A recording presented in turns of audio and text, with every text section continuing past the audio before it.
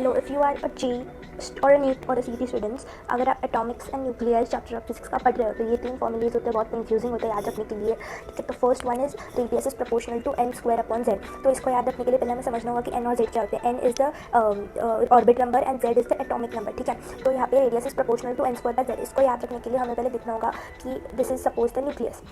ठीक है, न्यूक्लियस के अराउंड ऑर्बिट्स होते हैं।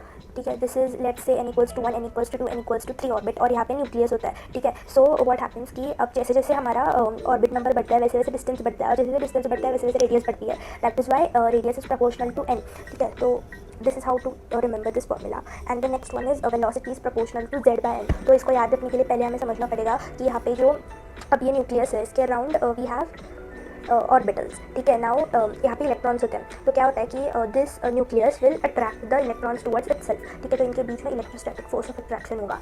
As we all know that centripetal force is equals to mv square upon r। ठीक है, तो फोर्स होता है वो डायरेक्टली प्रोपोर्शनल टू वेलोसिटी होता है। तो जितना ज़्यादा ये एटॉमिक नंबर होगा, द नंबर ऑफ प्रोटॉन्स और द एटॉमिक नंबर, उतना ज़्यादा इलेक्ट्रोस्टैटिक फोर्स होगा, और जितना ज़्यादा इलेक्ट्रोस्टैटिक फोर्स होगा उतना ज़्यादा वेलोसिटी होगी, because force is proportional to velocity and therefore velocity here will be directly proportional to the atomic number. So therefore velocity is proportional to z bye n। फिर यहाँ पे n नीचे आता है और z ऊपर आता है, और यहाँ पे r रेडियस के केस में n ऊपर आता है और z नीचे आता है। And now let us see about the energy. ठीक है, तो एनर्जी का एग्जांपल एक सिंपल लेते हैं। तो आज नो एनर्जी, काइनेटिक एनर्जी अगर हम लेते हैं उसका फॉर्मूला होता है हाफ mv स्क्वायर।